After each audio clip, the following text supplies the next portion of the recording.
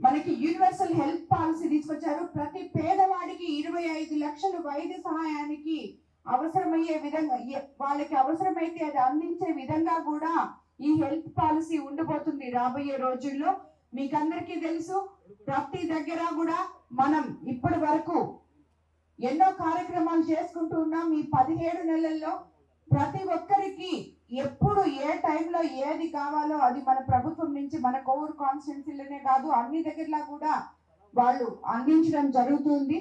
రాబోయే రోజుల్లో కూడా మనం ఈ కోవూరు కాన్స్టిట్యున్సీకి ఒక 100 పడకల హాస్పిటల్ తీసుకురావాలనేది నా కోరిక. అది కూడా నేను సీఎం గారి దగ్గర కూడా ఇచ్చున్నాను.